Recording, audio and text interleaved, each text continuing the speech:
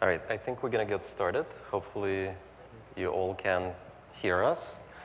Thank you very much for coming so early to the session.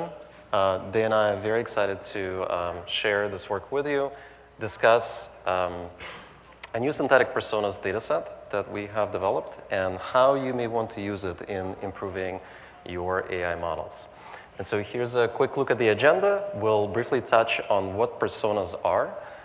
We will discuss why one would want to align personas to real-world distributions, how we went about grounding these personas in these distributions. We'll present the data set, and then we'll touch on some of the capabilities that allowed us to generate this data set pretty quickly and how you can use them as well. Okay, so what are personas? The word itself is not new. So in a traditional context, we're all familiar with persona being a description of an individual's unique characteristics, their knowledge, their life experiences, their profession, perhaps. However, what's interesting is that last year, Tencent published this paper on scaling synthetic data generation with 1 billion personas, where they put a completely new angle on personas. And specifically, what the group suggested is to view personas as compressed representations of knowledge carriers. What does that mean? Well, if we think about the world body of knowledge, think internet data that is readily available for us.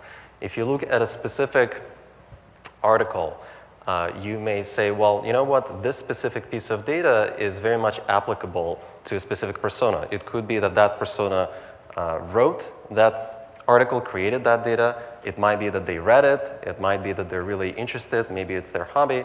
And so the idea was to take that body of world knowledge and compress it down to personas. And so some examples of the personas include a golfer, a pediatric nurse, perhaps a data scientist attending Data and AI Summit.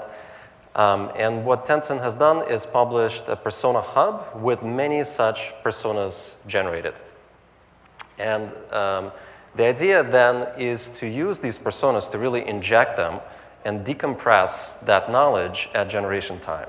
So if you're inferencing from an LLM, if you're generating synthetic data, you may want to use these personas to diversify the kind of data that you get as a result. And what they have demonstrated is that personas really enable us to enforce this diversity and complexity at scale, right? So think about generating not just a few records, but thousands and millions of records. How do you ensure that the data stays diverse? And so one of the examples on the bottom is very simple. You would want to, let's say you want to create a logical reasoning problem involving a particular persona. You have a choice of which persona to use, right? Could be persona 1, 2, 3, 4, however many personas you generate. And to make this even more explicit, you can literally create any kind of data with a particular persona in mind. And so you can create a math data set, you can create a coding data set. Here are a few examples from the Persona Hub. So the initial release included 200,000 rows. And just looking at some of these persona descriptions, you see that they mostly capture a profession of an individual. So you have a political analyst specialized in El Salvador's political landscape. Perhaps you have a determined basketball player who aspires to be the star athlete of the school. Or you have an engineer with a shared sense of humor who has known the comedian since grade school. And so out of the gate, you see that A, the focus is primarily on what these people are doing, but B, sometimes there just isn't enough information to really get at the persona, right? So in the case of this engineer, with a shared sense of humor, shared with whom, right? And when we say the comedian, which comedian? And this gets at some of the issues with using internet data. This data set was also published with a non-commercial license, and that's an important consideration because it becomes challenging to use something like this if you wanted to build an application, especially an enterprise-grade application. Here are a few examples of how personas can be used. So again, remember, we can take a persona and we can very much target what kind of data we want to generate. So the focus is on targeted synthesis. Here, we're showing an example of generating math problems. And so you use an input persona, in this example, a librarian who is curious about technology and occasionally asks for for tech support from their family member. And you get a synthesized problem. The librarian is trying to organize the library's digital database. The library has a total of 10,000 books, and you basically end up setting up a math problem. And so imagine doing this at scale. You can be leveraging thousands to millions of these personas. And that's what Tencent demonstrated, right? So taking just an off-the-shelf model and using as little as just a million samples, you can really achieve pretty great performance. What you will note here is going from QN27B to something fine-tuned on 1 million examples gave a 15-point boost on this specific benchmark. And what's interesting is that this performance also increases with the number of samples that you're generating, right? Really getting at that diversity piece. The more diverse personas you bring in, the better you do. So, okay, this is great, right? And obviously Tencent is using it. Not that many foundation model providers are disclosing exactly what they're doing. Allen Institute for AI is one of those great places that publishes and opens up quite a bit. And they also, in their recent technical report on Tulu 3, emphasized how important it is to synthesize data for target skills.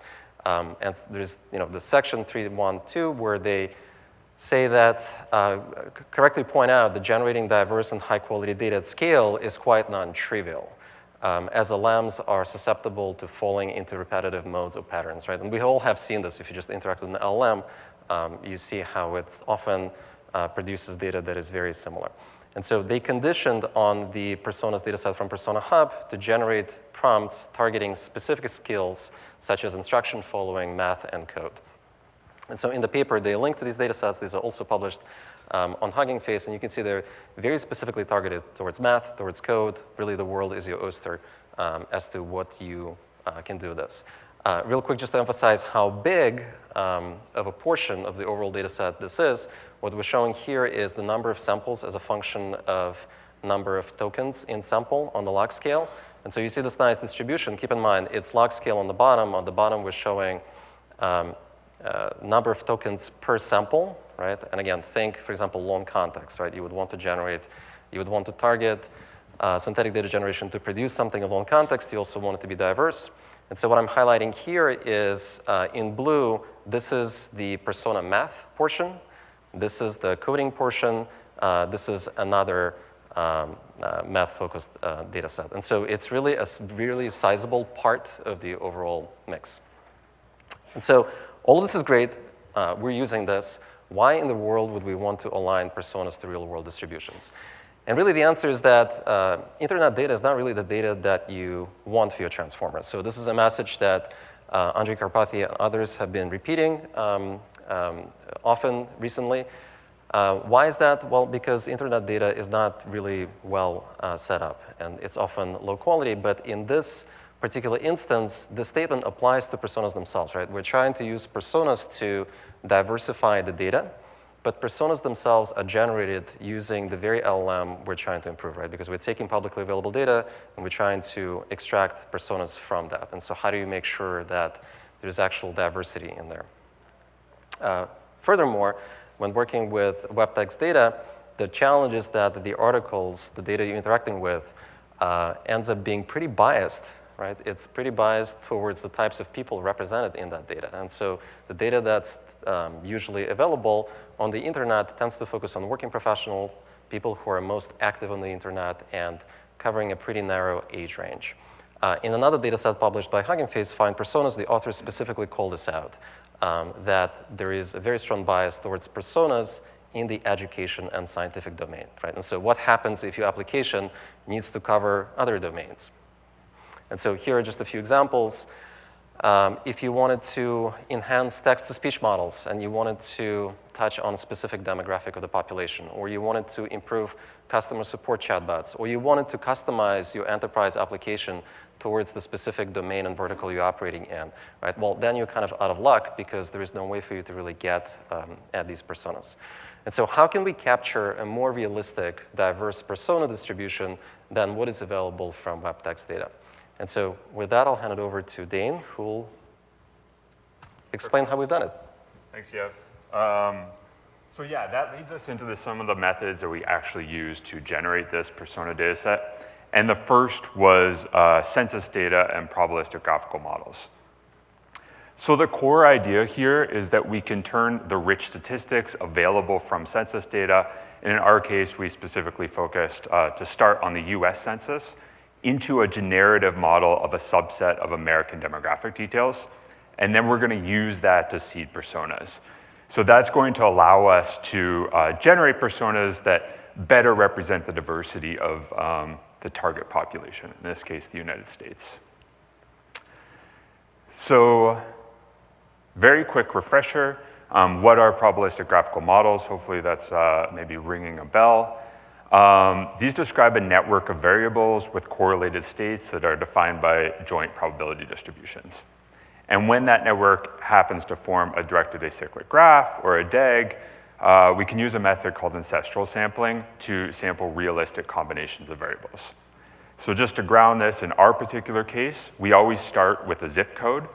So for each individual persona, we start by sampling a zip code proportional to the number of people who live in each zip code. So right off the bat, that allows us to sort of enforce the geographical statistics of the US. We then start to sample additional variables. So one we sample is sex conditioned on zip code, and we do that based on the census statistics. So with the zip code level statistics that give us the differential distributions of sex within each zip code, and so on. So then, for instance, we can sample age, condition on the first two variables, so both sex and zip code. So just to give an example, if we imagine that zip code happened to correspond to a retirement community in Florida, and maybe sex happened to be female, both of those would push the age distribution to have higher probability mass on older ages. So this is how we get realistic combinations of variables within our persona data set. So yeah, we can continue to sample more demographic details conditioned on some or all of the variables already sampled. So here we have the PGM that we actually used, where, as I mentioned, we always start in the top left corner with the zip code. And the majority of the statistics that we are using here were from the Census Bureau. So that's everything in blue boxes. The other main source that we used was a paper by Rosamond et al. Published in 2023, looking at race and ethnicity data for first, middle, and last names. And that was, first of all, because it's a massive source of names within the US, from both voter registration files cross-referenced with census data. So about 150 to 160,000 names each for first and middle, and over 300,000 names for last. But it also has statistics on the overall prevalence of these names and prevalence within different ethnic communities. So that means that we can carry through that locality specificity and, for instance, get people with more Spanish names centered in Puerto Rico, and also correlations between the names themselves. So for instance, if someone has a first name of South Asian descent, it's somewhat more likely that they'll have a last name also of South Asian descent. So these are some of our actual demographic details that a subset of which we use to eventually see the persona. As I mentioned, we always start with those locality details, so those zip codes with their corresponding city and state. Here we have the names, which are generated both from that sex variable as well as the ethnic background statistics at the zip code level. And you can see that people don't always have a middle name, sort of reflecting the real world. And then we get into some of these deeper demographic statistics, which are also going to allow us to capture the richness of this distribution. So we have education sampled based on zip code level statistics. That's overall education level and bachelor's field if it applies. And then we also have occupation, which reflects the influence of education and age. So solutions do exist for sampling these types of personal demographic details on demand. A very common one is Faker. But these existing tools typically generate fields independently without correlations between them and without reference to real-world statistics. So these are really focused on just having data to fill up, generally, for instance, test databases, rather than reflecting real-world statistics. And by capturing those correlations, the PGM allows us to significantly improve within sample fidelity. So do the fields make sense within a single sample? So for instance, I think an example I already mentioned is that persons in Puerto Rico in the data set are much more likely to have Spanish names, although not certain, than in the mainland US. So another solution that you could use for these types of personal details is an LLM directly, and we do use LLMs later on to generate the persona fields, but we did not find in our testing that this was a very good solution for demographic details themselves for seeding the data set. In particular, we actually developed an internal LLM-based solution for this problem. Actually an SLM fine-tuned on demographic details combined with GPT-4. And compared to that solution we had developed, we found that the PGM had significantly improved across sample fidelity. So one way we see this is in this age distribution. The PGM, essentially by design in blue, reflects the actual age distribution you would see within the US population, whereas the LLM was very heavily focused on people in their 30s, which in part reflects the biases of the original training distribution, but also just the difficulty that you can run into generating independent samples from an LLM for the same prompt and hoping for some sort of diversity in the result. And generally that's not the case out of the box. Another place that we see the LLM run into some failures is in geographic diversity. So this was with our existing LLM solution, and it tended to heavily overrepresent people on the West Coast and in states like Colorado and New York. This is relative to populations, so we're already taking into account that people tend to live more in those areas. And still, again, relative to population, underrepresent people in areas like the Midwest. So digging more into the data set itself, some of the correlations that we see, for instance, are between the age variable and the marital status variable, which is also used to see these personas. So for younger ages, as you would expect, we see most people fall in the never married category. Then we see this trend towards married presently, and then later the emergence of labels like divorced or widowed, which again just reflect the census statistics. We see things like geographic diversity and educational attainment. So for instance, there's a higher proportion of people with a bachelor's degree, 25 years of age or older in Colorado relative to the rest of the country.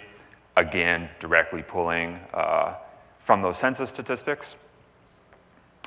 Another interesting one is labor force participation. So we include a not in workforce label within our occupation category, and you see that the not in workforce label is much more prevalent towards the younger end of this pyramid and towards the older end as people retire out of the labor force. So in addition to these correlations, we can also get a huge amount of specificity within the data set using these labels that we get from the census itself. So for instance, the US Census tracks over 560 unique occupation categories, and we were able to correlate that with education and age. So that allows us to capture the diversity within our downstream personas of the occupations that actually exist in the US, while still maintaining some realism. For instance, that there are more cashiers in the population than firefighters. Okay, great. So the PGM allows us to generate these realistic details for a person that are representative of the US population, and that's going to act as prompt seed data for generating a rich and complex persona. So we're also going to layer on attributes like personality, skills, and interests while still staying grounded in that target population. So one of those, personality, is what I'll talk about next. So in order to generate even more diversity in these personas, we turned to personality science and behavioral science, in particular the Ocean or Big Five framework. So this measures personality across 5 different dimensions: openness to experience, conscientiousness, extroversion, agreeableness, and neuroticism. And essentially what we do is roll the dice for each one of the personas within this data set on where they're going to sit along this axis. So for instance, for one persona, we might get someone who is curious and appreciative of art and open to unconventional thinking because they score towards the higher end of openness to experience. On the other hand, that same persona might be more disorganized and have trouble with deadlines because they score lower on conscientiousness, and so on. So maybe this is someone who sits sort of in between on the introversion-extroversion scale. They're very agreeable, compassionate, cooperative, and they tend to be fairly emotionally stable. So this allows us to get diverse personas even within someone, or even within 2 different samples with very similar demographic statistics. Okay, so yeah, that brings us to putting this all together. How do we do that? So as I mentioned, we seed from these 2 different sources, the PGM, which gives us these synthetic personal details, and Ocean, the personality traits, which give us these personality details. We feed those into the LLM, and then we use those to generate these 4 different passages, sort of expanding on and adding a narrative to those underlying details.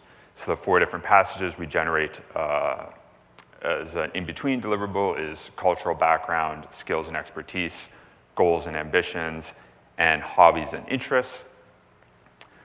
And then we have a second stage with a second LLM. In our case, it happens to be the same as the first, that takes the output of those in-between passages and the original details from the PGM and from Ocean within the prompt, and generates all of those personas that are really the meat of the data set.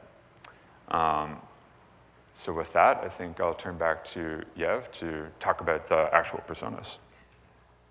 Okay, so now that we have this machinery, and you can tell that it is getting pretty complex, right? But the whole idea is to bring in these real-world distribution to ground it in the actual science and the actual statistics, both with respect to demographics, but also personality science. So what we're going to do first is show the data set just so you can get a feel for it, and then we'll discuss how one is able to actually do that much faster and target other personas. So we have just released this at the Data and AI Summit, this Nemotron Personas data set, reinforcing the NVIDIA Nemotron brand. And really, we think of this as an open source release to further advance AI research. So synthetic personas are being used for lots of different use cases. A big one is obviously generating synthetic data for next state-of-the-art models. And so we want to make sure that the open source community can benefit from this, build on top of this, and really advance the state-of-the-art. Very importantly, this data set is a truly open source data set. It's released with a Creative Commons license. It includes 100,000 records with 22 fields, 6 persona fields, and 16 contextual fields. These contextual fields are actually really important because if you want to be able to zone in on a specific subset, on very specific personas, you want to be able to slice and dice that data.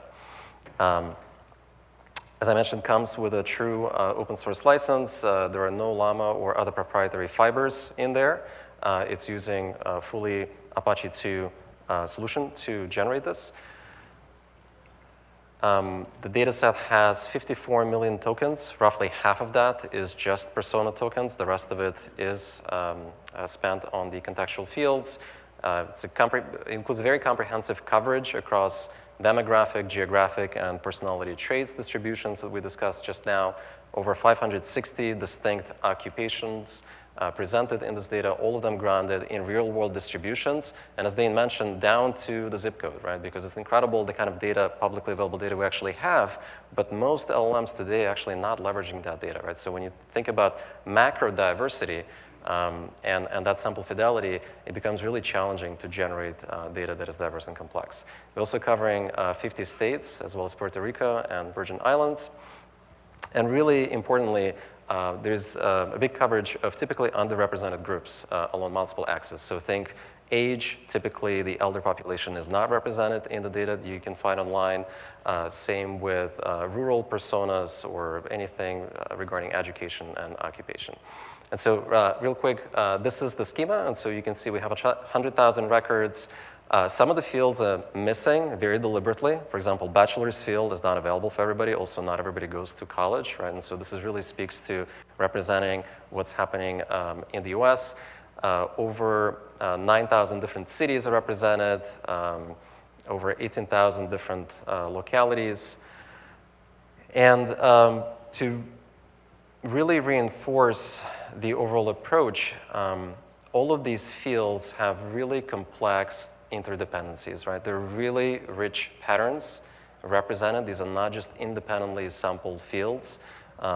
These are conditional distributions between these fields. There's a lot of very rich patterning that you would expect to see in the real world. And a lot of it thanks to the probabilistic graphical model that we show here. And so here is an example. We'll walk through this record. This is just one record of a person in their 50s. And so let's zoom in on this. So here the overall persona is Natividad, a 50-year-old pharmacist with free spirit, balances her relaxed approach to obligation with a genuine desire to improve her community's health, one personalized prescription at a time. And there's also a professional persona description, right? So the persona description we showed first is quite generic. We can zone in on a specific facet of an individual, right? So the professional persona. In this case, Natividad, a pharmacist with a holistic approach, combines her scientific expertise with a curiosity for alternative medicines, offering personalized care and education to her diverse Tampa community, often going the extra mile to reach undeserved patients. And what we're highlighting here are some of the demographic details and other fields that you see shine through this data. So first of all, we're able to generate first name and last name here. We know that this is a female individual of age 50. This is coming from the Ocean framework that you see represented in the personas, right? That curiosity, appreciation of art, new ideas, varied experiences, open to unconventional thinking. You can see that infused into the persona.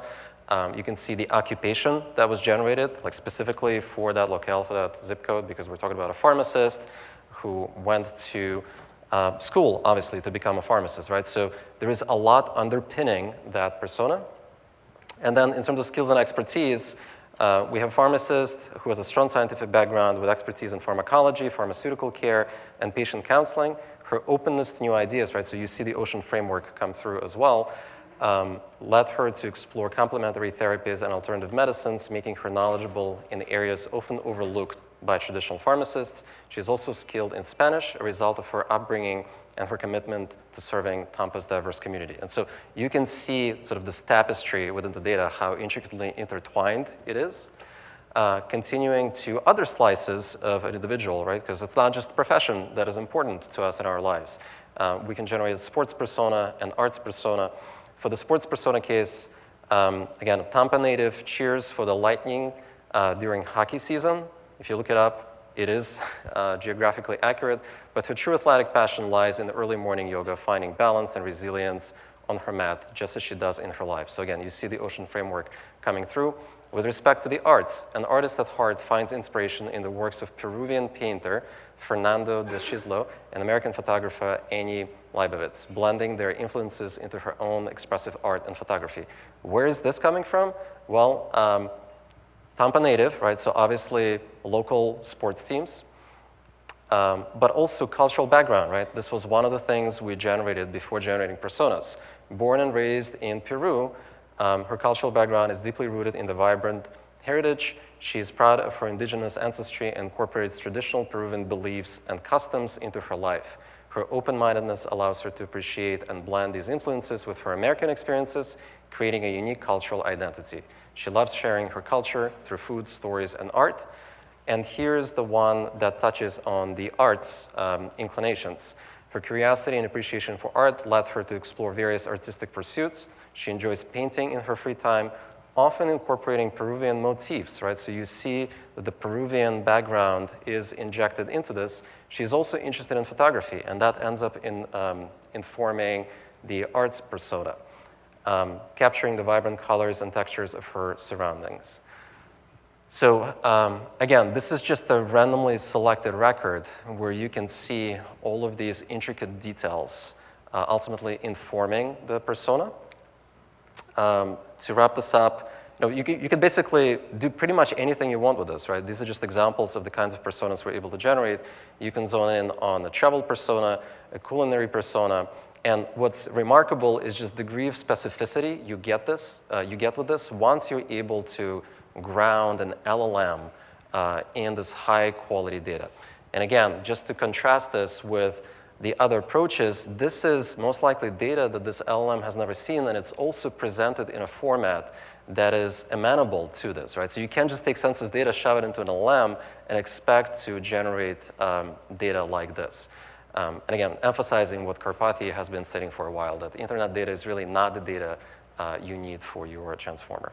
And so you can see, I'm going to skip this because we're running out of time and I want to make sure people can ask questions, but you can, again, see the ocean framework coming in with respect to the travel persona, culinary persona, the kind of things they may be open to or averse to.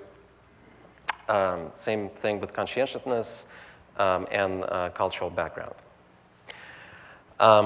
What we have also done is looked at this data set and just in an effort to really emphasize how diverse, truly diverse and complex of a data set one gets, we looked in this example just at the professional persona slice of an individual. Again, profession doesn't determine everything we do, but if you look at the existing data sets, most of the focus is on what is it they do so that we can target towards specific skills. And so what we're doing here is just doing, we're using uniform manifold approximation with clustering just to highlight the sheer number of clusters. There are more than 560 that are even in the occupation in the data that we use to ground the LLM with.